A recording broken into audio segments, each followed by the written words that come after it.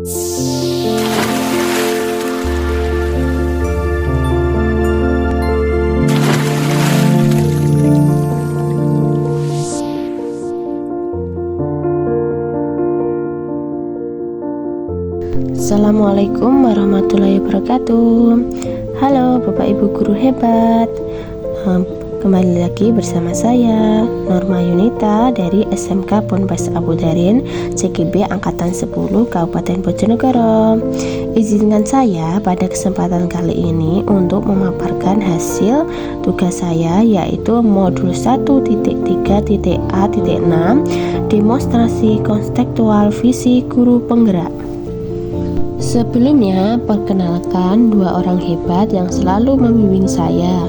Yang pertama adalah Bapak Bekti Widodo selaku fasilitator saya. Yang kedua adalah Bapak Muhayyad Khairun Hafiz. Beliau adalah pengajar praktek saya. Sebelumnya, saya ucapkan terima kasih banyak untuk kedua orang-orang hebat ini. Tujuan dari pembelajaran visi guru penggerak ini adalah yang pertama, calon guru penggerak dapat menjelaskan pentingnya visi yang berpihak pada murid sebagai landasan segala inisiatif perubahan dalam pendidikan. Yang kedua, calon guru penggerak dapat menguraikan prakarsa perubahan dalam pola pikir positif melalui pendekatan inquiry apresiatif atau yang biasa disebut EI yang dilakukan dengan tahap bagja. Apakah itu paradigma inquiry apresiatif? Paradigma inquiry apresiatif atau yang dikenal dengan EI dikenali sebagai pendekatan manajemen perubahan yang kolaboratif dan berbasis kekuatan. EI menggunakan prinsip-prinsip utama psikologi positif di sekolah. Pendekatan EI dapat dimulai dengan mengidentifikasi hal baik apa yang ada di sekolah, mencari cara bagaimana hal tersebut dipertahankan dan memunculkan strategi untuk mewujudkan ke arah yang lebih baik. Dalam pendekatan inquiry apresiatif ini, saya menggunakan tahap bagja. Bagja sendiri mempunyai arti setiap hurufnya. Yang pertama, B. Buatlah pertanyaan. A. Ambil pelajaran. G. Gali mimpi. J. Jabarkan rencana. Dan A sendiri adalah atur eksekusi. Visi saya sebagai guru penggerak adalah terwujudnya peserta didik yang beriman, bertakwa, mandiri, terampil, kolaborasi, dan berakhlak mulia. Semoga visi saya ini bisa terwujud dengan tahap bagja. Selanjutnya, dari visi guru penggerak ini saya ingin melakukan prakarsa perubahan yang bertujuan untuk meningkatkan minat peserta didik dalam pelayanan bimbingan konseling untuk menggali bakat, minat, dan potensi yang dimiliki oleh setiap peserta didik. Inilah tahap bagja saya untuk mencapai prakarsa perubahan. Yang pertama adalah B. Buat pertanyaan atau disebut define. Pertanyaan pertama, apa yang harus saya lakukan untuk mewujudkan layanan BK yang menyenangkan dan menarik peserta didik?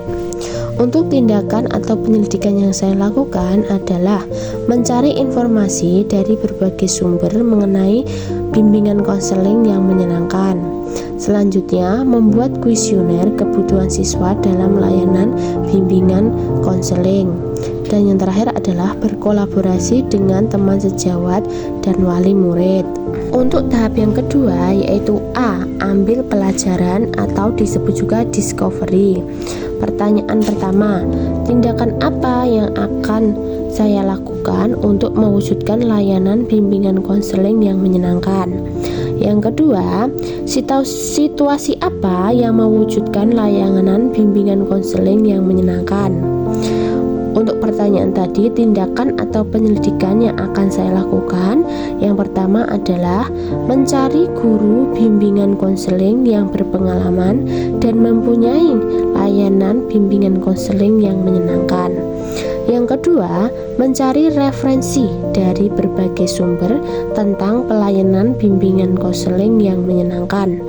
Yang ketiga adalah mengidentifikasi keadaan yang tepat untuk melakukan layanan bimbingan konseling yang menyenangkan. Tahap yang ketiga adalah G, gali potensi atau disebut juga DREAM. Pertanyaan yang pertama adalah apa model layanan bimbingan konseling yang disenangi peserta didik? Yang kedua, apa saja layanan bimbingan konseling yang menyenangkan bagi peserta didik? 3. Bagaimana cara melihat minat siswa dalam mengikuti layanan bimbingan konseling? Tindakan atau penyelidikan yang saya lakukan. Yang pertama, mencatat layanan bimbingan konseling yang disenangi oleh peserta didik. Yang kedua, merancang tahap-tahap pelayanan bimbingan konseling yang menyenangkan. Dan yang ketiga adalah melakukan evaluasi dan refleksi berkala tentang layanan bimbingan konseling. Untuk tahap bagja yang keempat adalah J, jabarkan rencana atau desain. Pertanyaan yang pertama, berapa lama waktu yang dibutuhkan untuk melakukan layanan bimbingan konseling yang menyenangkan? Yang kedua, usaha apa yang dapat dilakukan untuk membuat layanan bimbingan konseling yang menyenangkan? Yang ketiga, bagaimana caranya agar siswa mampu menarik minat peserta didik untuk mengikuti layanan bimbingan konseling dengan teratur?